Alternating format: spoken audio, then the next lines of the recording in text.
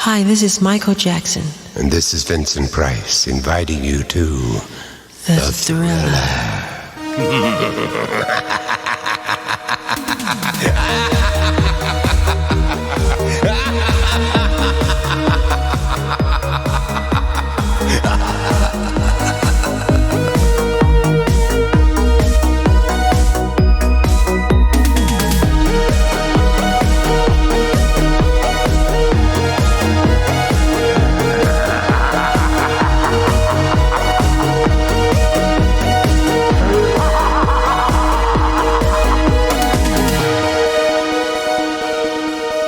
Bonjour à tous et à toutes et bienvenue dans ce nouvel épisode de Jumpscare, votre podcast hebdomadaire sur le cinéma horrifique.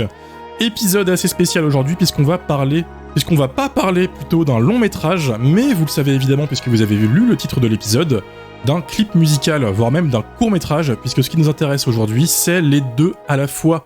C'est le très grand clip musical de Thriller de Michael Jackson, réalisé par un nom très connu du cinéma d'horreur, John Landis, en 1983, et issu de l'album du même nom, Thriller, sorti lui en 82, et qui a vendu plus de 70 millions d'exemplaires dans le monde entier, tout en étant récompensé de 4 Grammy Awards en 84, et en restant 37 semaines d'affilée en tête des classements musicaux américains, propulsant au passage Michael Jackson au rang d'icône mondiale de la pop, à tel point qu'aujourd'hui encore, Thriller est conservé à la bibliothèque du Congrès des États-Unis pour son importance culturelle, historique et esthétique. Mais tout ça, vous le savez sûrement, car s'il y a bien un film d'horreur qu'on a tous vu, c'est sans doute Thriller. Et si vous l'avez toujours pas vu, déjà, qui êtes-vous et où est-ce que vous étiez ces 40 dernières années ?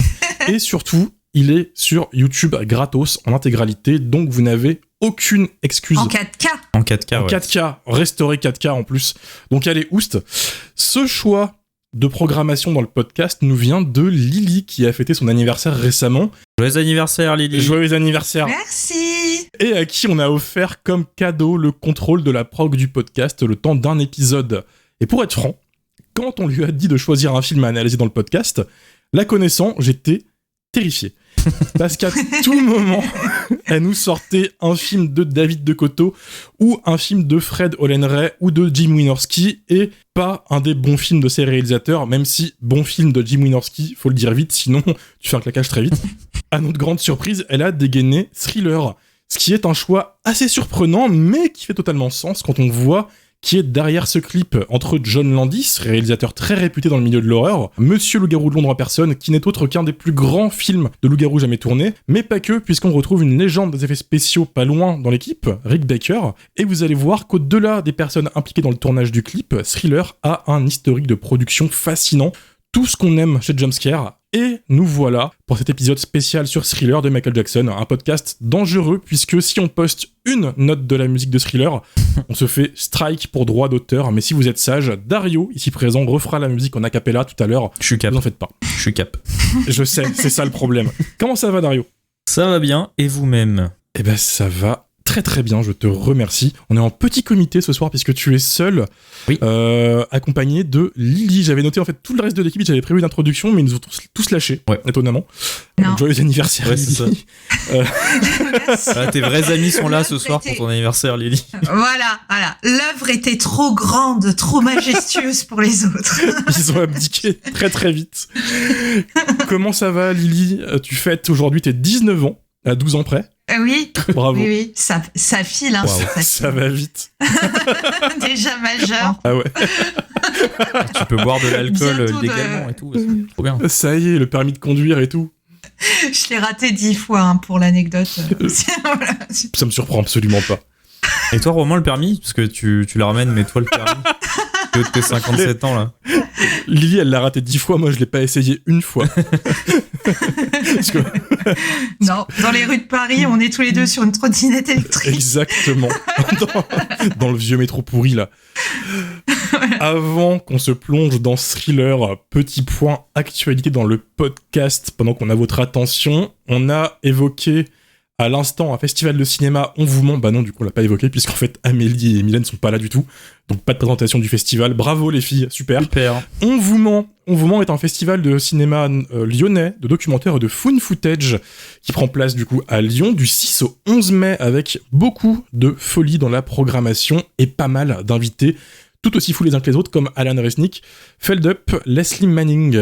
Leslie Manning, on vous en a déjà parlé dans notre épisode sur le film Ghostwatch, légendaire documentaire horrifique qui a traumatisé l'Angleterre, puisque diffusé par surprise comme une émission classique normale autour du paranormal, avant de dévier vers des séquences horrifiques que le public a vraiment cru. Quand on a parlé du film dans le podcast, beaucoup nous ont dit qu'ils avaient du mal à trouver le film, et bah sachez qu'il sera diffusé en salle lors du festival en présence de sa réalisatrice au cinéma Le Zola à Lyon le 8 mai à 20h30. Et attention, ce sera suivi d'une discussion avec la réalisatrice animée par la team Jumpscare. On sera normalement tous là, peut-être pas tous sur scène, mais on sera présent pour animer la projection. Et la rumeur court même qu'on aura enfin des nouveaux stickers avec nous pour les auditeurs gentils qui viennent nous voir. Lily, tu es venue armée. Oui, tout à fait. Tu as littéralement écrit... Pose ce flingue, Lily, s'il te plaît. 10 pages. tu as écrit 10 pages pour parler de Thriller. Je pouvais plus m'arrêter. Voilà. Tout me paraissait important. C'est pour ça que Mathieu est pas venu, il avait peur du tunnel. Du triple Du tunnel. triple tunnel, c'est vrai, c'est en 3 parties, c'est ça le pire, c'est contingenté. Avant de passer au clip musical en question de Thriller, dans lequel un Michael Jackson, on le rappelle, même si pas besoin de le rappeler, j'espère, un Michael Jackson transformé en zombie en sortant du cinéma poursuit sa copine avec des zombies qui tapent une chorégraphie culte. Faut qu'on parle de l'avant Thriller. Est-ce que tu peux nous parler des origines de l'album et surtout le contexte dans lequel sa sortie s'inscrit au début des années 80, et est-ce que tu peux revenir un peu aux origines du projet pour nous ? Oui, parce que Thriller, avant d'être un clip, c'est d'abord un album de Michael Jackson, et c'est un album historique dans l'histoire de la musique pop et du R&B, avec une ambition commerciale, mais aussi politique, parce qu'il n'y a pas que le cinéma qui est politique, il y a aussi la musique, et même la musique pop, écoutez. Alors, à la fin des années 70, pour le contexte, les États-Unis, ils connaissent une période de dépression économique, et l'industrie musicale vend logiquement beaucoup moins de disques. Et aussi, au début des années 80, la scène musicale américaine est dominée par des genres très blancs, avec le heavy metal, la new wave ou la pop. Et du côté des artistes noirs, le disco qui dominait le marché dans les années 70 devient beaucoup moins à la mode, et la funk va surtout rester cantonnée au public noir et se classer dans les charts R&B. Ça, c'est très important. Et c'est à ce moment-là que se croisent les ambitions de Quincy Jones, le producteur de Thriller, et de Michael Jackson. Quincy Jones, de son côté, il dit qu'il veut carrément sauver l'industrie de la musique en créant un album qui mélange R&B, pop, rock, disco, funk et ballade pour toucher le plus large public possible et ne pas être limité à la diffusion par genre très segmentée aux États-Unis et aux seules radios R&B où l'on cantonne encore aujourd'hui les artistes noirs. Quant à Michael Jackson, à cette époque, c'est un artiste issu de la Motown, et la Motown, c'est un label très orienté black music, à qui on doit des artistes comme les Supremes ou Marvin Gaye. Et Michael Jackson, au début des années 80, il est encore associé à la vague disco noire des années 70 de la Motown, à cause des Jackson 5, donc le groupe qu'il formait avec ses frères. En 1979, cependant, il a déjà sorti un premier album solo, Off the Wall, déjà produit par Quincy Jones et sur le label Epic et non plus chez Motown. Et cet album, il a connu un bon succès avec notamment les singles Don't Stop Till Get Enough, la musique du loto, et Rock With You. Mais Michael Jackson, il est frustré parce que s'il a réussi à toucher un public assez large avec Off the Wall, puisqu'il a vendu 8 millions de copies, ce qui en fait l'album d'un artiste noir le plus vendu à l'époque, bah, il est frustré parce que Off the Wall, il a quand même surtout performé dans les charts R&B, donc auprès du public noir surtout. Et notamment parce que Don't Stop Till Get Enough et Rock With You, même s'il se démarque de ce qu'il a pu faire avec ses frères, ce sont des morceaux aux sonorités encore orientées assez disco. Visuellement aussi, si vous rematez le clip de Don't Stop Till Get Enough, on est sur une fin d'exploitation du disco. Et comme Quincy Jones, Michael Jackson, il veut créer un album qui reste dans le giron de la culture noire, mais qui mélange suffisamment de genres pour toucher tous les publics. Il veut devenir une superstar de la musique et pas juste une star du R&B comme pouvait l'être Marvin Gaye, par exemple. Et c'est là que cet album, il a une revendication politique. Simple exemple, Michael Jackson, à l'époque, il dit que les magazines ne veulent pas mettre d'artistes noirs sur leur couverture par peur qu'ils se vendent moins. Or, lui, Il veut que ces magazines le supplient pour qu'il leur accorde une interview. Et donc Thriller, c'est l'un des premiers albums crossover de tous les temps. Dans la musique, un album crossover, c'est un disque qui permet à un artiste de sortir d'une niche pour toucher la globalité du grand public. Du coup, c'est un peu ce qu'a fait Taylor Swift quand elle est sortie de la country pour aller vers la pop plus radicalement avec l'album 1989. Et Thriller, il doit donc sortir Michael Jackson des seuls genres de la funk et du disco pour aller vers des sonorités plus pop et plus rock. Et pour y arriver, il va se détacher de la construction de l'album Off the Wall, qui comprend seulement 1 ou 2 hits potentiels avec ensuite que des phases B. Thriller, à l'inverse, ça doit être un album which every song is a killer. Chaque chanson doit donc être un hit potentiel et c'est aussi l'idée derrière le titre puisque l'album doit give a thriller without a filler. Donc donner un frisson sans aucun remplissage. Deuxième élément important pour construire Thriller, c'est qu'il faut malgré tout garder l'ancrage black music. Et pour ça, Quincy Jones et Michael Jackson vont faire appel à un autre big boss de la Motown, Rod Temperton, qui a pas mal travaillé avec Diana Ross, qui avait déjà produit Rock With You sur Off the Wall. Et là, il va proposer PYT, Pretty Young Thing, qui est un morceau purement destiné aux radios R&B, et Lady in My Life, qui est une ballade pop avec une légère touche de soul. Et cet ancrage black music, il est incarné dès le premier morceau de l'album, Wanna Be Starting Something, dont le titre est un sacerdoce, il y a un petit clin d'œil dans ce titre. Et cette chanson fait la transition avec Off the Wall parce qu'elle était prévue pour cet album à la base et parce qu'elle sonne comme un morceau funk à la structure classique du genre, avec une ligne de basse forte et une mélodie par-dessus, bien qu'elle sonne plus moderne et plus énergique, avec un lien avec la culture africaine, puisqu'elle sample un morceau de l'artiste camerounais Manu Dibango. Alors elle le sample illégalement, mais je vais pas vous refaire l'histoire, ce serait trop long. Et je suis déjà trop longue. À toutes ces références lisibles pour le public R&B, on va ajouter des références plus pop et plus rock, sur Beat It notamment, qui est une réaction au mouvement raciste Disco Sucks, qui, sous prétexte d'un sentiment de lassitude envers le disco, a encouragé par la radio et la télé le boycott des artistes disco noirs au profit des artistes rock blancs. Et Beat It, il va user un peu de provocation en mélangeant des genres catégorisés comme noirs au rock dit blanc. C'est pour ça qu'il est construit comme un morceau de funk, encore une fois, toujours pour pas perdre le public R&B, avec une ligne de basse forte, mais avec une guitare électrique dans la rythmique, et au lieu d'avoir une petite phrase musicale au clavier par-dessus, on a un riff de guitare d'Eddie Von Halen, superstar blanche du rock, qui pensait d'ailleurs qu'on ne saurait jamais qu'il avait joué pour un petit poulain de la Motown. Cramé. Manque de bol. Voilà, c'est l'album le plus vendu de tous les temps, on t'a vu.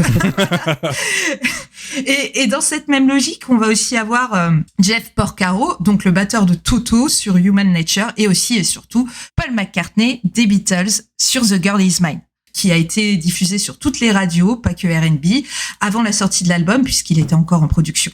Et classé numéro 2 au top 100 américain, ce single va préparer le crossover et commencer à sortir Michael Jackson de la sphère R&B.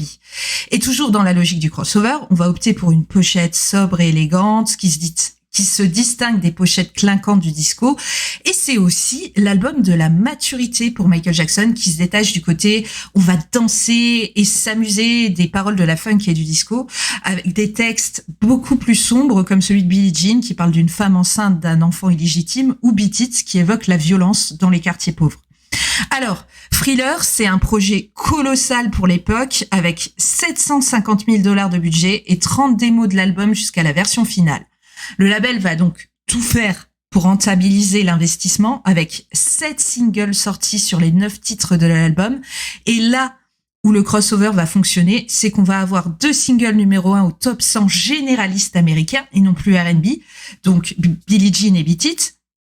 Et Billie Jean sera d'ailleurs numéro 1 en même temps que l'album au top 100, ce qui est une première dans l'histoire de la musique américaine. Et comme vous le savez déjà, ça reste l'album le plus vendu de tous les temps, avec plus de 70 millions d'exemplaires vendus à travers le monde, pas qu'aux États-Unis. Et c'est le premier album d'un artiste noir qui a dépassé la sphère du R&B aux États-Unis et qui a fait que Michael Jackson a revendiqué le titre de King of Pop comme une revendication assez forte. Voilà, le fait que ce soit un noir qui se dit « c'est moi le King of Pop ». Et du coup, c'est dans ce contexte-là qu'arrive le clip qui nous intéresse ce soir, Thriller. C'est ça, parce que là où les visions de Michael Jackson et Quincy Jones se rejoignent, c'est qu'ils pensent tous les deux que faire un album, c'est comme faire un film. Quincy Jones, il donne une structure déjà très cinématographique à l'album, de Wanna Be Starting Something, qui fait une scène d'intro en lien avec l'album précédent, jusqu'à Lady in My Life, qui est une ballade pop qui sonne comme un générique de fin. Et Michael Jackson, lui, il pense visuel, et il va iconiser ses codes visuels pendant l'ère de Thriller, où on va le voir à la télé aux 25 ans de la Motown, porter pour la première fois son fedora, ses chaussettes et son gant à sequins, et surtout faire le moonwalk sur Billie Jean.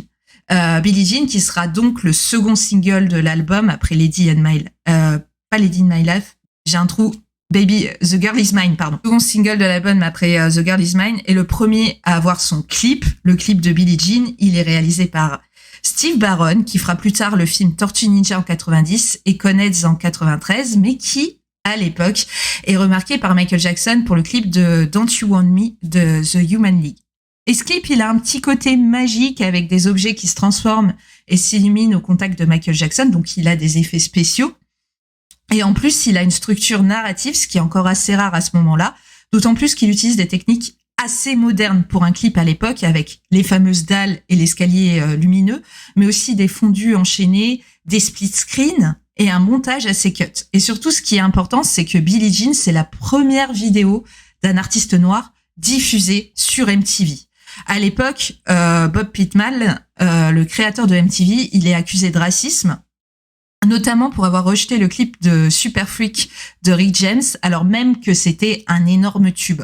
On accuse donc MTV à ce moment-là d'invisibiliser les artistes noirs alors qu'ils offrent une fenêtre de millions de spectateurs aux artistes rock et heavy metal blancs qui dominent le marché.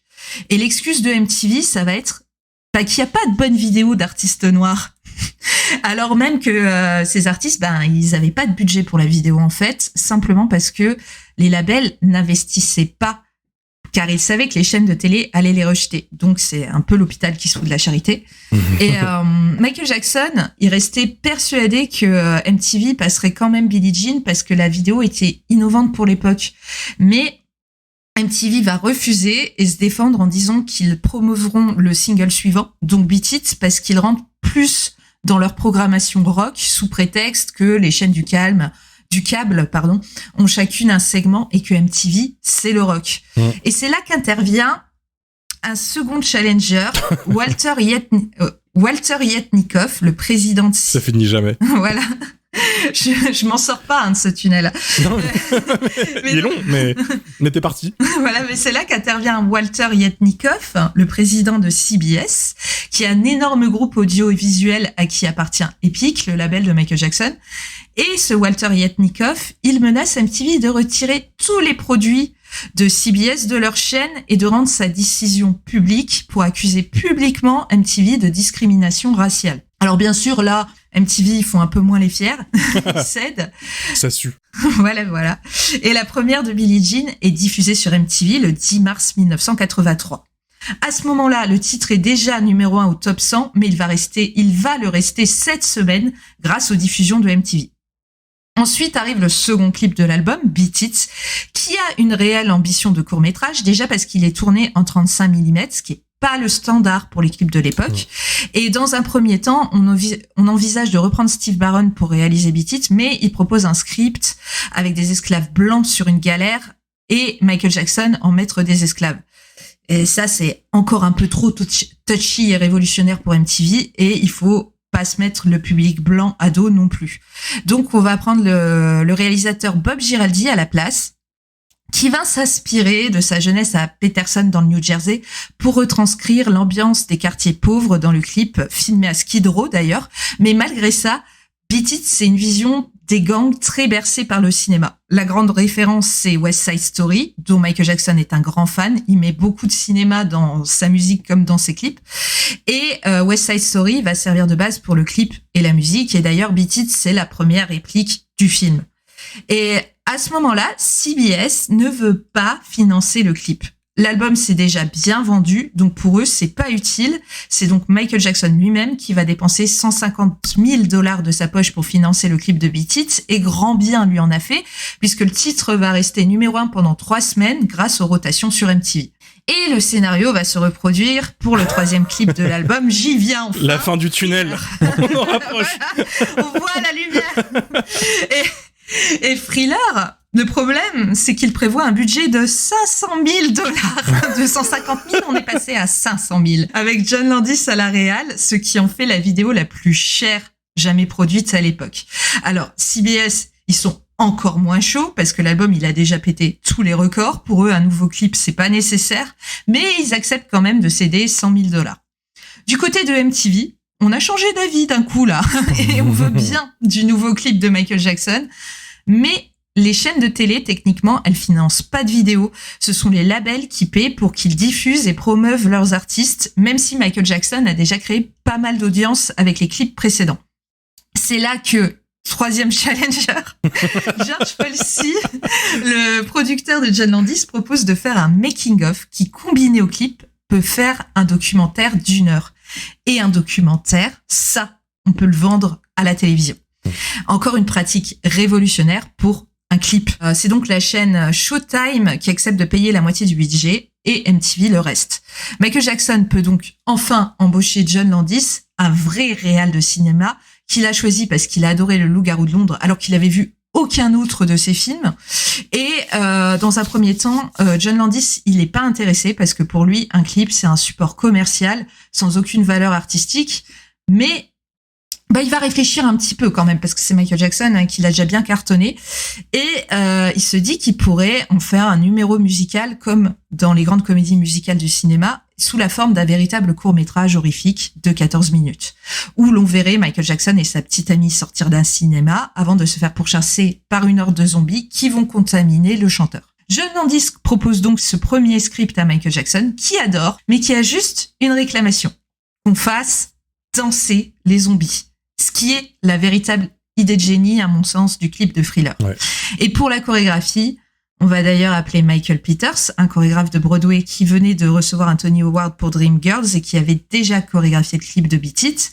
Au générique, on a aussi Olaré, une playmate qui joue la petite amie de Michael Jackson, et les frères Chiodo qui vont animer l'écran titre et les écrans titres du making of aussi. Pour rappel, les Chiodo, ce sont de grands FX artistes / animateurs qui ont aussi réalisé Killer Clown from Outer Space et qu'on a interviewé dans notre épisode sur le film. On les a reçus, voilà. Ils sont derrière plein de trucs cool, ils sont derrière les Critters aussi, l'épée sauvage, plein de choses sympas. Allez écouter cet épisode, c'est un ordre. Et l'interview. Et au maquillage et aux effets spéciaux, on va aussi avoir la légende Rick Baker qui avait déjà œuvré pour John Landis sur Le Loup-garou de Londres, mais qu'on retrouve aussi au générique de Hurlement, du Star Wars original ou de Men in Black. Et Rick Baker, il va mobiliser près de 20 maquilleurs pour Michael Jackson, 8 danseurs traditionnels et 4 danseurs locking, une forme de hip-hop, pour à chaque fois créer un zombie différent, ce qui est du jamais vu et ce qui est colossal aussi pour un clip, encore une fois. Et Baker, il voulait absolument transformer Michael Jackson, donc une méga star de la pop, en monstre dégueulasse, ce qui amusait beaucoup Michael Jackson, mais les deux vont vite être calmés par John Landis, qui ne voulait pas que Jackson devienne trop repoussant pour le public, aussi parce que le clip il est pensé comme une comédie horrifique et non comme une œuvre de body horror. Là-dessus, Michael Jackson insiste pour être transformé en bête à 4 pattes comme dans Le Loup-garou de Londres. Mais Landis va encore le calmer et lui rappeler que c'est plus pratique d'avoir 2 jambes pour danser quand même. Voilà. Et de son côté, Baker, il en avait marre de faire des loups-garous un petit peu. Du coup, quand ses propositions de monstres ont été rejetées, il va finalement proposer une créature léonine, donc qui rappelle plus le lion que le loup, avec une longue crinière et des oreilles plus larges, qui fait écho au tigre sur la pochette de l'album. Et avec 6 ballons posés sous le latex au niveau du visage qui vont être gonflés progressivement entre les plans pour marquer les différentes étapes de la transformation de Michael Jackson. Et pour en revenir au clip lui-même, filmé en octobre 83 à Los Angeles, Thriller, il est principalement inspiré par les films d'horreur classiques des années 50 et notamment par le film I Was a Teenage Werewolf de Gene Foley Jr. sorti en 1957. C'est pour ça d'ailleurs que Michael Jackson porte une veste de lycée américain au début du clip. Ouais. Et il s'agit là pour Jackson de s'approprier, encore une fois, les codes d'un genre perçu comme très blanc dans les années 80 encore. Et le 2 décembre 1983, à minuit, MTV dévoile le clip de Thriller. Et il sera aussi diffusé pour la première fois le 17 décembre 1983 en France, dans l'émission Champs-Élysées, présentée par Michel Drucker. Voilà. Toujours dans les deux cas, avec en intro ce carton qui précise que Michael Jackson n'est pas affilié aux forces occultes. Voilà. C'est vrai. Voilà, c'était pour pas froisser sa mère qui était témoin de Jéhovah. Quoi qu'il en soit, c'est un succès planétaire. Aux États-Unis, la VHS du clip et du making-of a fait près de 10 millions de ventes, ce qui en fait le premier hit en VHS. Le clip, il va obtenir le Grammy Awards du meilleur clip et 3 MTV Video Awards, qui sont très importants encore à l'époque, à savoir meilleure performance dans un clip, meilleure chorégraphie et choix du public. Le single Thriller, suite à la publication du clip, il est certifié disque de diamant avec 10 millions de copies vendues et il atteint toujours la première place des charts à la période d'Halloween aux États-Unis, plus de 40 ans après. Donc, c'est vraiment ce qu'on appelle une légende globalement. C'est beau. Je te demande pas si t'aimes bien le clip, du coup, parce que, enfin... Pas trop. Pas ouf, hein. Non, parce que, accrochez-vous, parce qu'il reste encore 7 pages à lire. C'est pas dingo. Non, ça va. Après, c'est plus léger. Non, bah là, c'est un beau tunnel et je pense que Mathieu serait très très fier de ta performance et je déplore son absence, mais je reconnais les vrais. Ouais. Très beau tunnel. Petit ange. Ouais, bravo. Petit ange parti. Très beau travail pour condenser toutes les informations. Il y a énormément de noms qui ont été cités. En effet, les Kyodo, on les a reçus, c'est le feu. Rick Baker et John Landis, je pense, c'est les deux autres gros noms à retenir. On les a pas reçus, par contre. C'est un peu compliqué. Mais vous pouvez venir quand vous voulez, si les vous amis. Voulez venir, Bon, est-ce que tu veux nous dire un peu plus ce que tu penses, comment tu l'as vécu ce clip? Parce que là, t'es rentré dans une sorte de démarche très analytique, très making-of, mais comment tu le ressens? Thriller, en fait, c'est les origines du Lilycore. Voilà, déjà, c'est mon album doudou. C'est mon père, il m'a offert la cassette avec mon premier magnétophone. C'est mon tout premier album. Et cette cassette, elle m'a pas quitté depuis. Je connais l'album par cœur. Je peux réciter la tracklist de tête, de mémoire. Parce qu'à la base, depuis toute gamine, je suis passionnée de R&B, sans même savoir ce que c'était à la base. Mais j'adore le R&B et toutes les musiques associées, la funk, le disco, la soul. C'est vraiment ma première passion et la mère de toutes mes passions. Parce que comme j'aimais beaucoup ça, mon père, un soir, il m'a montré le clip de Thriller, qui devait certainement passer sur une chaîne musicale. Et figurez-vous que finalement, c'est le premier film d'horreur que j'ai vu de toute ma vie et qu'à partir de là, j'en ai voulu toujours plus. D'autant plus que j'avais pas le droit de regarder des trucs d'horreur. Donc c'était par des moyens biaisés comme Thriller, quoi. Et à la revoyure, je sais pourquoi j'ai pété mon jeune crâne à l'époque sur ce truc. Alors, faut se remettre dans le contexte. J'ai dû voir ce clip au milieu des années 90. À l'époque, il était encore proche de moi culturellement. Voilà, c'était pas encore kitsch et la mise en scène, elle était encore assez moderne. Et en 14 minutes, j'ai eu une introduction parfaite au genre, d'une qualité remarquable pour son support, donc le clip vidéo. Alors désolé, je parle beaucoup de manière subjective à la première personne du coup, mais c'est réellement une œuvre matricielle pour moi, Thriller, parce que ce clip en fait, il condense tout ce que j'aime dans le cinéma d'horreur et de genre avec le plus qualitatif des échantillonnages. Il a des maquillages et des effets spéciaux somptueux, produit par un des plus grands artistes de tous les temps en la matière. Il a cet humour grotesque de comédie d'horreur, un petit peu sale gosse, même si c'est assez lissé MTV, mais c'est le côté impertinent, très propre au John Landis de l'époque, qui prend aussi hommage aux séries B, aux double features des années 50, qui est un truc qui va me fasciner par la suite. On a un loup-garou, un manoir glauque un peu gothique, une playmaite, une pop star, des zombies dégueulasses, qui font une chorégraphie latérale, comme en aérobic. C'est fou, hein. Voilà, donc c'est Lilycore Origins, vraiment, et Mais en plus, c'est une excellente comédie d'horreur. Petite fille, j'ai autant sursauté sur le loup-garou, les yeux jaunes, la transformation en zombie, que j'ai ri sur les zombies qui dansent et sur le plan de fin. Quand on est déjà au générique, il y a un truc qui m'a toujours fait hurler de rire, c'est quand les zombies rentrent au cimetière en faisant du Smurf. Oui. Ils rentrent dans leur tombe en faisant du Smurf, je trouve ça génial. et même si on est plus sur un pur divertissement d'horreur, dans ce que ça peut avoir de plus fun, la réalisation, elle est quand même exigeante et Oui. signifiante. Comme l'album Thriller sur le plan musical, le clip de Thriller, c'est de l'orfèvrerie. Par exemple, sur la scène du cimetière où les zombies sortent de terre, dans le making-of, on voit Landis préciser aux acteurs l'endroit exact où ils doivent poser leurs mains, leurs regards. On est sur des placements au centimètre près.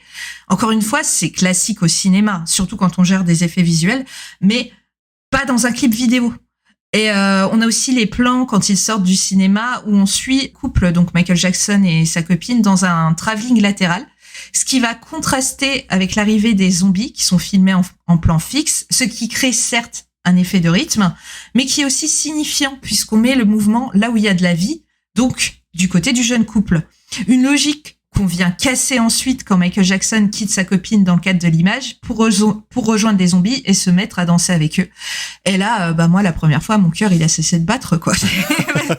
Déjà parce que c'est une performance magique. C'est fabuleux.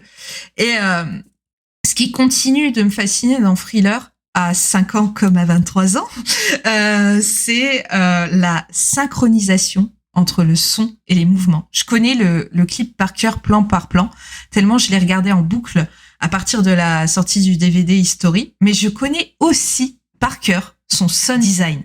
Autant les effets sonores que les bruits des pas de danse sur le macadam.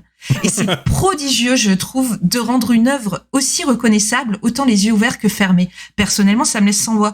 Tu passes le petit bout de Corée où la musique est un peu rentrée et où t'entends juste les tu le reconnais, quoi. C'est fou, quoi. Moi, je suis encore émerveillée, quoi. Et il y a un truc qu'on pourra jamais enlever à Michael Jackson, c'est sa physicalité, sa manière de se mouvoir, qu'il a chopé chez des acteurs danseurs comme Fred Astaire et qui va rendre ses pas de danse très cinégéniques. Je pense notamment au début du clip où il mime d'abord le loup-garou avec ses bras, puis le zombie, d'une manière à la fois évocatrice et stéréotypée qu'il va ensuite rendre plus gracieuse et élaborée dans la chorégraphie principale. Et du coup, je trouve que c'est une conjugaison de talent parfaite entre la réal, la chorégraphie, le maquillage, l'acting, mais aussi la musique, parce qu'à la base, Thriller, c'est quand même une chanson écrite et composée par Rod Temperton, qui, comme je vous le disais, est pas le dernier des cons, quoi. Rod Temperton, c'est un immense producteur des années disco et funk, qui va sortir là un titre totalement fantaisiste pour cet album, qui est vraiment à part par rapport aux autres morceaux qui le composent et par rapport à ce que fait Temperton d'habitude. C'est d'ailleurs pour ça qu'à la base, Thriller, il n'était pas censé être un single, ni avoir de clip, parce qu'il dénote avec le reste de l'album. Dans son écriture même, c'est un petit récit d'horreur, si vous prêtez attention aux paroles. Et toujours dans la conjugaison, ce petit récit d'horreur ce récit, il est inspiré par l'amour de Michael Jackson pour les films d'horreur.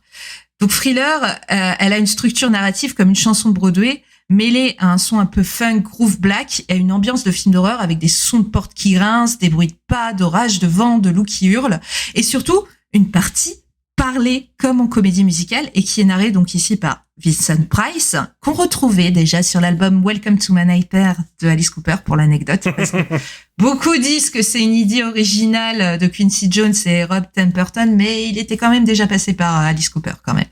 Et mais tout ça pour dire que Thriller, c'est une des premières œuvres de pop totale, avec une construction visuelle et musicale cohérente, inspirée certes de Broadway et des grandes comédies musicales des années 50, mais qui va le décliner sur un support encore peu exploité, le clip vidéo, dans un des genres populaires les plus créatifs, le film d'horreur. Et je vais paraphraser beaucoup de spécialistes du R&B et de la pop en vous disant que c'est une véritable petite révolution dans l'industrie musicale qui va redéfinir le business plan de toute cette industrie. Donc clairement, c'est du génie d'un point de vue marketing, mais c'est aussi du divertissement qualitatif qui veut l'être et avec passion, qui prend pas son public pour des débiles. Et moi, c'est ce que j'aime autant dans la musique que dans le cinéma, c'est quand toutes les formes d'art transcendent et que ça me fait frissonner, quoi. Ça me give a thriller without a filler. Voilà. Bah, je pense qu'on peut juste remballer, nous, Dario, du coup. Ouais. Moi, j'avais écrit j'aime bien. C'est sûr. Beau tunnel. Très Bravo. bel hommage au passage. Ouais, félicitations. Tes vrais amis sont avec toi ce soir pour Ouais. te voir briller, en tout cas. Ils sont pas à Lyon, hein. Voilà, on reconnaît. Les visiblement, vrais les amis sont à Nantes. Exactement. Viens, Lily, viens. Et on a traversé la Manche ensemble ce soir. Eh oui. Et t'as dit quelque chose de très vrai et qui est beaucoup ressorti quand on a annoncé l'épisode sur les réseaux, c'est que pour beaucoup, Thriller, c'est un truc qu'on a vu en étant petit. Moi-même, la première image horrifique, je pense, que j'ai vue de ma vie, dans mes souvenirs les plus lointains, c'est le zombie qui sort de la bouche d'égout. Et j'ai un souvenir de l'avoir vu quand j'avais genre 4-5 ans sur la télé de ma babysitter. Tu vois, c'est un truc très très fumeux, lointain, et j'ai un souvenir de cette image qui m'a marqué, si tu veux. Et ça resté avec moi, et je pense que c'est un truc qu'on a tous plus ou moins vécu, que ce soit les enfants des années 80, 90, 2000. Enfant des années 2000 comme toi, Lily. Oui, c'est notre Gen Z. Bah, c'est peut-être possible que les enfants des années 2010 les consommaient aussi, ce clip, dans le sens où quand Michael Jackson est mort, ça a été un Oui. vrai séisme Ouais. culturel mondial. Hein, C'est donc on a ressorti ces clips. Oui. C'est tellement dans la pop culture que tu peux pas y échapper, je pense, quoi qu'il arrive. Mm. Je pense, d'un point de vue cinéma d'horreur, que Thriller est la quintessence de tous les symboles horrifiques que tu peux imaginer. C'est ça son gros avantage aussi. C'est ça. Tu as les yeux jaunes, tu as le zombie, le loup-garou, la ruelle embrumée, le cimetière, la maison angoissante, la demoiselle en détresse. Et à côté, non seulement ça rend hommage à tous ces symboles, mais ça se permet aussi d'être un gros hommage aux choses du réel, entre guillemets, qui ont permis à ce cinéma d'exister, notamment les drive-in, comme tu l'as dit, Vincent Price, les adolescents et les couples qui vont se faire peur au cinéma, enfin bref, ceux qui font vivre ce cinéma depuis ses débuts, je trouve. Et tout ça, le clip le fait en 14 minutes, et je pense sincèrement que si tu demandes à quelqu'un qui ne s'y connaît pas trop en horreur de décrire à quoi ça ressemble un film d'horreur, entre guillemets, classique, ou sa quintessence, son essence, il y a énormément de chances qu'ils te décrivent une image qui est dans ce Thriller. Un zombie qui sort du cimetière, par exemple, tu vois, ce genre de choses. Le seul truc qui manque à ce Thriller, c'est Une femme qui crie. Ouais, exactement. Le seul cliché classique qui manque à ce Thriller, c'est le château avec le vampire. Ouais. Tu vois. Mm. Ils ont pas réussi à le loger. Mais autrement, tout est là. Tous les clichés qu'on peut imaginer, et surtout les clichés avec lesquels les mecs, comme John Landis, ont grandi, sont dedans. Je sais pas si on se rend compte du talent qu'il faut pour jongler avec autant d'éléments, y placer en plus une chorégraphie de malade, comme l'a dit Lily, un son qui tue, et s'en sortir en 14 minutes seulement. Et d'ailleurs, à l'image de toute la génération des années 80 qui s'est retrouvée face à ce clip à l'époque, et qui d'ailleurs était terrifié par le clip, c'est quelque chose qui est beaucoup ressorti dans les mentions quand j'en ai parlé sur les réseaux. Oui. Ce clip a fait peur, et beaucoup de gens se sont chiés dessus devant à l'époque, devant Michel Drucker. Et bah, je pense que c'est un peu la parfaite porte d'entrée pour l'horreur. Son esthétique, ses qualités plastiques, ses archétypes, ses différentes figures de méchants aussi, tout ça, bah, c'est dans ce Thriller, en fait. Et en bonus, bah, le son, il déchire, quoi. Ouais. Ah oui. Et c'est, voilà, peut-être revenir à l'essentiel. La musique, elle tue. Et c'est super bien mis en scène, parce que John Landis, il prouve en 14 minutes qu'il sait parfaitement diriger sa caméra, à défaut de savoir diriger un hélicoptère. Bref, c'est une autre histoire. Aïe. On en reparlera. Il a révolutionné 3 choses, le clip vidéo, le film de loup-garou et les normes de sécurité sur les plateaux. Bon, voilà, on peut pas tout avoir. Merci, Ah, John. merci, bravo. Pensez aux victimes, hein, une petite pensée aux victimes de... Ouais, quand même. Parce que Romain, tu fais des blagues, mais il y a des gens qui sont morts. Hein. Oui, bah, on va tous mourir, Dario. Oui, c'est vrai. Bref, soyons sérieux avant que je me fasse striker. Thriller s'inscrit totalement dans cette démarche de Jackson aussi d'utiliser des nouvelles technologies pour ses clips, technologies qui seront utilisées dans la fiction plus tard. Comme tu l'as dit, Beat It, 35 mm, structure narrative et court-métrage dans Thriller, et ça évoluera jusqu'à d'ailleurs Black or White avec le fameux morphing, qui est réalisé d'ailleurs aussi par John Landis, qui revient aussi dans cette démarche de toujours vouloir utiliser des éléments des clips musicaux pour pouvoir les pousser dans la fiction petit à petit ensuite, et les montrer à une grande audience pour rendre ça un peu plus mainstream, pousser un petit peu son avant. Il y a aussi des effets numériques sur Ghost. Oui. Qui utilise des technologies numériques assez novatrices pour l'époque. Même si Ghost, même s'il est excellent, il a le défaut de se répéter. Ouais, ça a moins marché. Voilà, Ouais. c'est-à-dire que tu peux pas faire 2 fois la révolution avec le même concept, quoi. C'est ça C'est qui dommage. C'est con. Ouais. Mais l'audace est belle. Tout à fait. Mais voilà, j'adore. Après, je parlais du morphing. Black or White n'est pas le premier morphing jamais fait. Attention, loin de là. Hein. Mais c'est une des premières fois que ça a été utilisé dans un clip, surtout, et aussi face à une si grande audience. Donc voilà. Mais en tout cas, moi, grand fan de Thriller, toujours un plaisir de le revoir. Maintenant en 4K sur YouTube, parce que putain, quel kiff, quoi. Donc voilà. Et ça, c'est vraiment une chance qu'on a, dans le sens où la plupart des clips de Michael Jackson après Billie Jean, parce que Billie Jean, c'est pas encore le cas, ont été filmés en 35 mm. Oui. Il a eu sa discographie à cette chance par rapport à d'autres, parce qu'il y a d'autres clips des années 80, même remasterisés, ils ont pas cette qualité. Voilà. Je fais régulièrement des captures d'écran du clip Physical d'Olivia Newton-John. Croyez-moi que je souffre. Pourquoi tu fais ça? Pour mes recherches sur l'aérobic. Non, mais tu fais ce que tu veux, y a pas de souci. Fais ce que tu veux de C'est ton ton temps anniversaire. libre, y a pas de problème. Dario, est-ce que tu veux compléter un petit peu ton ressenti par rapport à Thriller? Ouais, moi j'étais très très fan de Michael Jackson pendant une époque où en fait j'ai vu tous les clips, tous les courts-métrages, tous les moyens-métrages même. Donc tout ce que t'as dit, Lily, ça fait une belle piqûre de rappel, parce que c'est vrai que les années 80, malgré tout, c'était il y a longtemps, quoi, maintenant.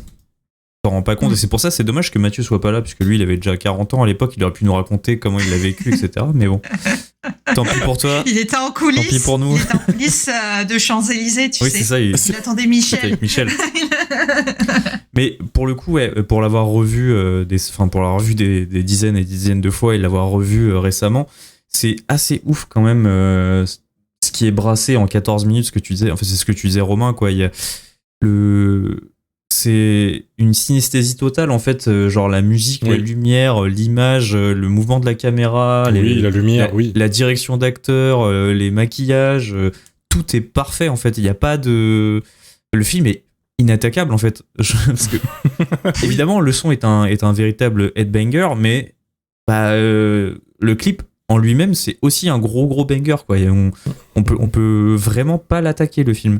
Et c'est assez ouf, en fait, d'arriver à un point culminant des années 80, au début des années 80, en fait, parce que c'est 83 le clip, mais ça cristallise, en fait, tout ce qui fait le cinéma un peu d'horreur, d'exploitation des années 80 en 83. C'est assez fou, quoi. Et même au-delà de ça, en fait, ça cristallise bien plus que ça, puisque ça cristallise, comme tu disais, Romain, en fait, le cinéma d'horreur. Et c'est vrai que j'ai souvent, dans cette émission, dit que pour moi, Fox, c'était une des meilleures entrées pour quelqu'un d'assez jeune dans le cinéma d'horreur. Mais c'est vrai que je pensais pas du tout à Thriller. Et en vrai, je pense que t'as un truc, Romain. Thriller, c'est peut-être le meilleur pied d'entrée pour le cinéma d'horreur. Attention quand même, surveillez bien vos enfants, parce qu'après ils vont aimer les films d'aérobie, exploitation, des trucs un peu chelous. Surveillez Ils quand vont même. faire des tunnels de 30 minutes dans un podcast. Exactement. Les laissez pas regarder tout seul, faut vraiment les encadrer. Mais à part ça, en fait, à part dire, c'est vraiment parfait, quoi. Genre, c'est compliqué de trouver des choses à dire, surtout après un tunnel de ouf de Lily et Romain qui a dit plus ou moins la même chose que moi. Mais quand même, quoi, le film, c'est rester dans l'imaginaire collectif. Tout le monde sait à quoi ça ressemble. On sait que, en fait, quand tu penses à un film d'horreur, tu penses à Thriller sans y penser. Ce que tu disais, Romain, en fait, cette maison qui est la maison des sœurs Halliwell, dans Charme, on le rappelle. Cette maison, c'est pareil, c'est film d'horreur comme on a pu en faire Psychose ou à la maison. C'est l'essence pure du truc, tu vois, qui est tu vois, c'est vraiment essoré à fond. C'est trop bien, quoi. C'est du fan service avant le fan service. Il y a un côté, en fait, ce truc-là est fait pour les fans d'horreur, et en même temps, ce qui est fantastique, c'est que ça ouvre à un public bien plus large le cinéma de série B, en fait, le cinéma horrifique. Le drive-in, les années 50. Oui. Et je pense que en fait, si on était dans une timeline où il n'y a pas Thriller, le clip Thriller, le cinéma d'horreur ne serait pas du tout le même aujourd'hui, mais vraiment. Je suis pas vraiment sûre, parce que John Landis existerait quand même, Oui. tu vois. Et aussi il y a un truc culturel qui fait que voilà, les cinéastes de notre génération, ils sont fascinés par le cinéma d'horreur des années 70-80, et les cinéastes de la génération des années 80, ils étaient fascinés par le cinéma d'horreur des années et de science-fiction des années 50-60. Tu vois, c'est aussi culturel. On regarde toujours dans le rétroviseur. Oui, mais c'est juste qu'en fait, Michael Jackson, c'est tellement genre huge. Genre le nom Michael Jackson, c'est Coca-Cola. En fait, tu vas dans un pays où il y a pas Internet, tu dis Michael Jackson, ils savent qui c'est. Tu vois, genre. C'est vrai. En fait, Michael Jackson, c'est tellement. Je pense qu'on a oublié parce que bon là, il est mort il y a 16 ans maintenant. C'est 2009, je crois. Oui. On a oublié à quel point en fait c'est la star mondiale en fait qui met tout le monde, enfin qui mettait tout le monde d'accord sur le fait que ok, ce gars-là c'est un génie de la musique, on le connaît. Et ce gars-là, il a été aussi un génie parce que il a voulu tout le temps avoir des clips de ouf. Pareil en fait, sans Michael Jackson, sans Thriller, mais sans Michael Jackson en général, les clips musicaux, ça serait pas du tout la même chose, tu vois. C'est totalement d'accord. En fait, je reste sans voix face à ce clip, quoi. C'est fantastique. Et en fait, sans ce clip-là, pour moi, le paysage audiovisuel serait pas du tout le même. C'est hyper important pour la culture générale, en fait, du monde. Voilà, je le dis. Non, mais c'est vrai. Mais oui. C'est vrai, parce qu'on va plus faire de clips de la même façon après Thriller. Exactement. Mais c'est vrai. Ça va vraiment devenir important. Et encore de nos jours, où la consommation de la vidéo a changé puisqu'elle est passée sur Internet, il y a toujours un événement vidéo. Ouais. Quand un artiste très connu mondialement comme Lady Gaga sort une vidéo, on attend le clip. Il est annoncé, on l'attend. On attend un truc spectaculaire, voilà. Et les artistes musicaux aujourd'hui buzzent énormément par la vidéo. C'est vrai. Que ce soit par TikTok, ce qui est moins spectaculaire, mais aussi des fois par le vidéoclip via YouTube, quoi. Donc en fait, oui, tout ça, c'est depuis Thriller. Le seul truc qui est comparable, je trouve, pour notre génération à nous, c'est This Is America de Childish Gambino, tu vois, où le clip, il prend tellement une importance que on oublie facilement que la musique, c'est un banger de fou. Et en fait, tout le monde parle du clip tout le temps, tu vois, genre, il y a un espèce de... Au moment où ça sortit, attention, c'est sorti il y a un petit moment maintenant, mais genre, ça m'a fait un peu cet effet-là, quoi. Genre, j'ai eu l'impression d'avoir mon mini Thriller, parce que Childish Gambino, c'est pas Michael Jackson, encore une fois. Tout à l'heure, on parlait des ventes de Thriller, et en fait, c'est même pas clair le nombre d'albums qu'il a vendus, tellement ils en ont vendu. Parce que tu regardes les estimations, c'est entre 60 et 120 millions, je crois, un truc comme ça. Oui, parce que ça comptabilise pas non plus la revente d'occasion. Mais c'est fou comme chiffre, genre, cette fourchette, elle est quand même extrêmement large, tu vois. C'est à ce point-là, quoi, que Michael Jackson, c'était le roi. C'est une belle analogie, je trouve. C'est une belle analogie, This Is America, Childish Gambino. Parce que c'est vrai que lui, il a eu le bon flair pour faire un clip qui se réverbère d'année en année et qui prend de plus en plus de sens. C'est ça qui le fait perdurer. Après, quand il mais moi, par contre, j'en ai jamais entendu parler. Ah ouais? Non, mais oui, t'en fais pas. Va voir le clip après, il est vraiment très très bien le clip. C'est pas du tout ambiance horreur et tout. Hein, mais c'est pas du tout pour dévaluer ce que tu dis. C'est au contraire, ça rejoint un peu ce que tu dis, c'est que Michael Jackson, c'est tellement huge que c'est comme Coca-Cola. Et il y a personne encore qui a atteint ce niveau, tu vois. La preuve, j'ai pas ton exemple, tu vois. Mais tu vas reconnaître, c'est Donald Glover, c'est un acteur hyper connu. Et... Après, je te connais, en effet, c'est pas ton domaine c'est pas ton radar, ça. Toi, t'es sans doute en train de renifler tes films d'aérobic. ça joue un petit peu. En train de les frotter avec tes aisselles dans ton lit, là, on sait. Moi, il y a un clip qui est le clip le plus marquant de ces dernières années, et pas tellement l'album que je préfère de cet artiste, c'est celui d'Anaconda de Nicki Minaj. Il a tout compris à la com de l'époque, tu vois. Voilà. Je veux juste regarder aujourd'hui. This Is America de Childish Gambino, c'est 950 millions de vues sur YouTube. Ouais. C'est quand même beaucoup, mais 6 ans. Mais bon, je comprends que ce soit pas sur ton radar, comme disait Romain. On compte plus aussi les hommages à Thriller qu'on suivi aussi.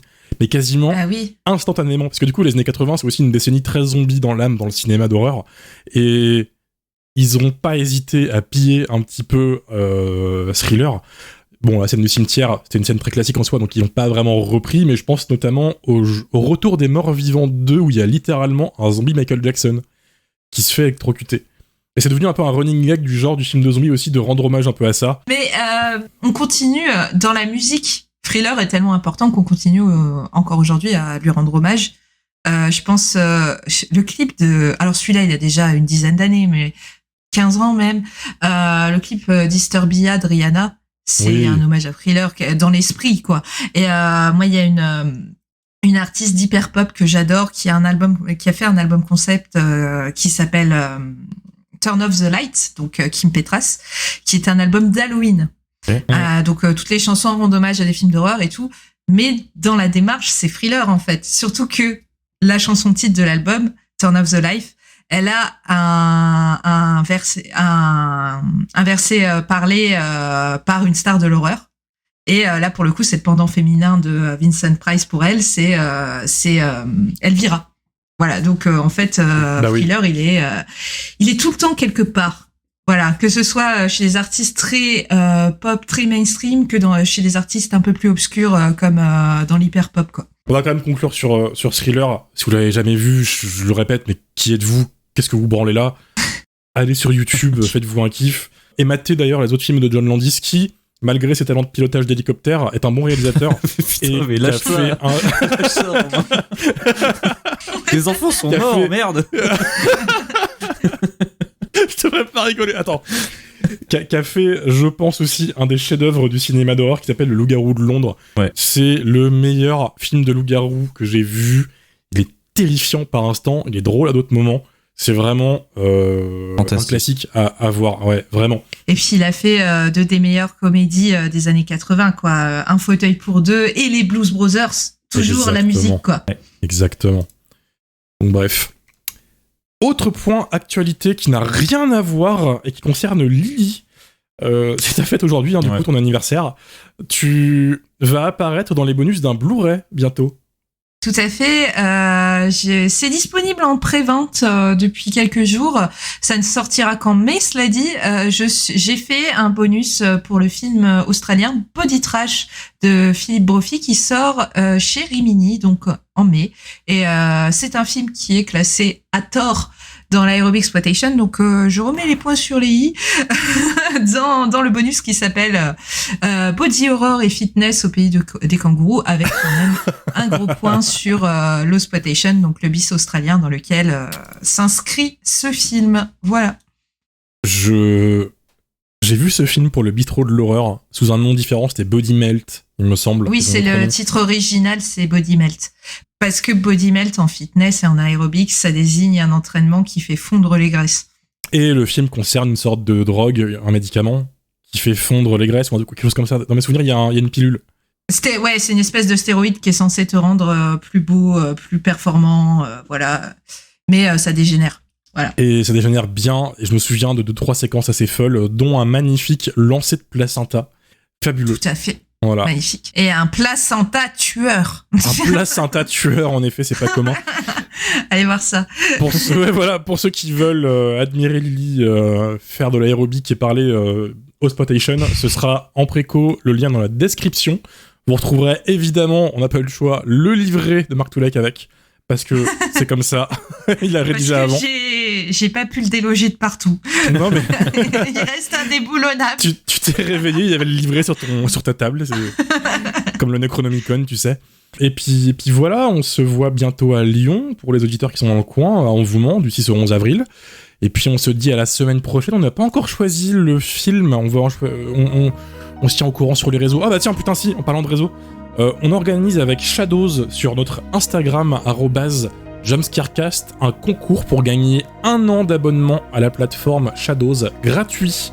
Et ça marche avec les comptes déjà existants. Donc voilà, venez tenter votre chance si vous pouvez. Et puis voilà, on vous tient au courant pour le film de la semaine prochaine sur nos réseaux. Donc n'hésitez pas à nous rejoindre sur Instagram, Jumpscarecast, sur Blue Sky aussi, et Twitter aussi. Et puis voilà, d'ici là, portez-vous bien. Des bisous. Bisous.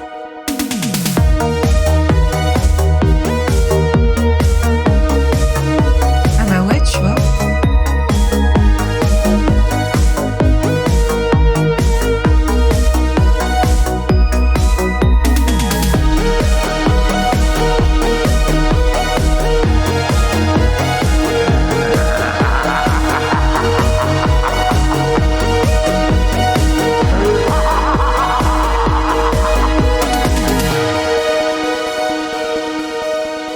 Vous connaissez Gilles d'Or? Blanc sans le N, ça fait black. Moi, c'est mon thriller. Qu'est-ce qu'il raconte? Qu'est-ce que tu racontes, mec? Je suis fatigué, frère. Non. Soyons sérieux. Pour revenir au fait aussi sur Thriller, Blanc sans le N, ça fait black. Attends, je viens de découvrir un truc de fou là. Je regarderai ça après. Tous les on laisse Gildor pour les initiés. On en reparlera plus tard. blancs sans le N, ça fait black. Comme quoi sans haine, on est tous les mêmes. On est tous les mêmes.